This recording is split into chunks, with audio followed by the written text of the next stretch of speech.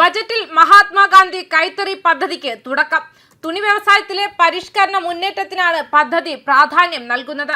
Textile വ്യവസായ മേഖലയിൽ പരിഷ്കാരങ്ങൾ കൊണ്ടുവരുന്നതിലാണ് സർക്കാർ ശ്രദ്ധ കേന്ദ്രീകരിക്കുന്നതെന്ന് കേന്ദ്ര ധനമന്ത്രി നിർമ്മല സീതാരാമൻ ഉറപ്പിച്ചു പറഞ്ഞു.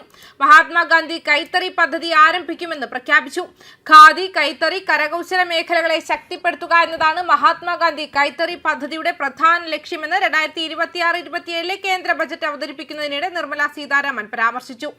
ചാലഞ്ച് മോഡിൽ മെഗാ ടെക്സ്റ്റൈൽ പാർക്കുകൾ സ്ഥാപിക്കാൻ ഞാൻ നിർദ്ദേശിക്കുന്നു. ഖാദി, കൈത്തറി എന്നിവ ശക്തിപ്പെടുത്തുന്നതിനായി മഹാത്മാഗാന്ധി ഗ്രാമസ്വരാജ് സംരംഭം ആരംഭിക്കാൻ ഞാൻ നിർദ്ദേശിക്കുന്നുവെന്നും സീതാരാമൻ പറഞ്ഞു. പരിശീലനം, വൈദഗ്ധ്യം, ഉൽപാദന നിലവാരം എന്നിവ കാര്യക്ഷമമാക്കുന്നതിനൊപ്പം ആഗോള വിപണി ബന്ധങ്ങളും ബ്രാൻഡിംഗ് പിന്തുണയും നൽകുക എന്നതാണ് ഈ സംരംഭത്തിന്റെ ലക്ഷ്യം. നെയ്ത്തുകാർ, ഗ്രാമീണ വ്യവസായങ്ങൾ, ഒരു ജില്ല ഒരു ഉൽപ്പന്നം പരിപാടി, ഗ്രാമീണ യുവാക്കൾ എന്നിവർക്ക് ഇത് പ്രയോജനപ്പെടുമെന്ന് പ്രതീക്ഷിക്കുന്നു. 5 പ്രധാന ഘടകങ്ങളുള്ള ഒരു സംയോജിത പരിപാടി ധനമന്ത്രി നിർദ്ദേശിച്ചു. ആദ്യത്തേത് പട്ട്, കമ്പിളി, ചണം തുടങ്ങിയ പ്രകൃതിദത്ത നാരുകളിലും മനുഷ്യനിർമ്മിതവും പുതിയ വ്യാവസായിക യുഗ നാരുകളിലും സ്വയം പര്യാപ്തത കൈവരിക്കാൻ ലക്ഷ്യമിട്ടുള്ള ദേശീയ ഫൈബർ പദ്ധതിയാണ്.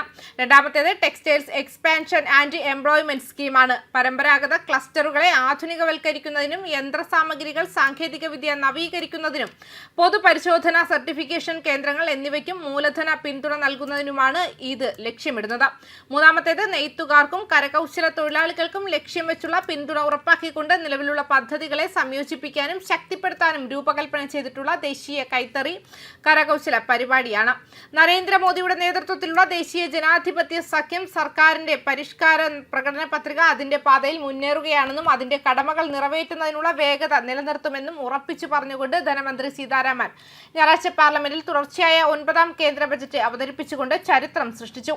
NDA സർക്കാരിന്റെ സാമ്പത്തിക പ്രകടനം എടുത്തു കാണിച്ചുകൊണ്ട് 2014 മുതൽ ഇന്ത്യയുടെ സാമ്പത്തിക പാത സ്ഥിരത, സാമ്പത്തിക അച്ചടക്കം, സുസ്ഥിര വളർച്ച എന്നിവയിൽ അടയാളപ്പെടുത്തിയിട്ടുണ്ടെന്നും സീതാരാമൻ പറഞ്ഞു.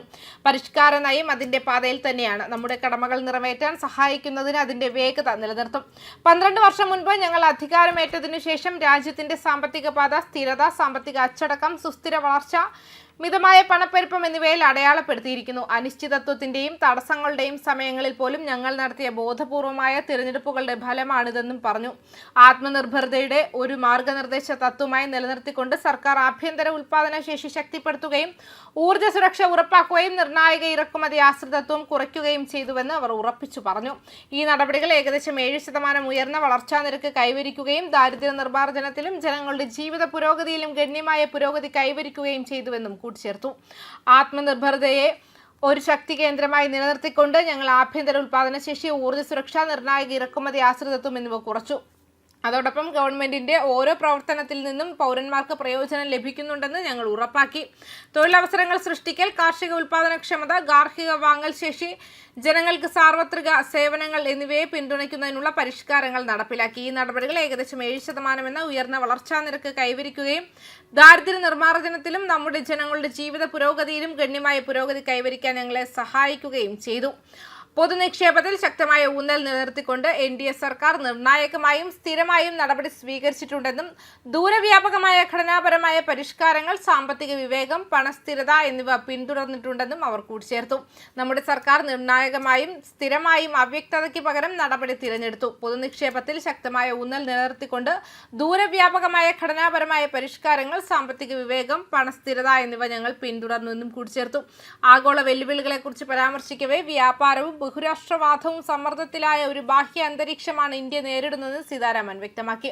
അഭിലാഷത്തെ ഉൾപ്പെടുത്തലുമായി സന്തുലിതമാക്കി വീക്ഷിത് ഭാരതത്തിലേക്കുള്ള ആത്മവിശ്വാസമുള്ള ചുവടുവെപ്പുകൾ ഇന്ത്യ തുടരുമെന്നും വ്യക്തമാക്കിയിട്ടുണ്ട്. ഇന്ന് വ്യാപാരവും ബഹുരാഷ്ട്രവാദവും അപകടത്തിലായ ഒരു ബാഹ്യ സാഹചര്യത്തിനെയാണ് നാം അഭിമുഖീകരിക്കുന്നത്.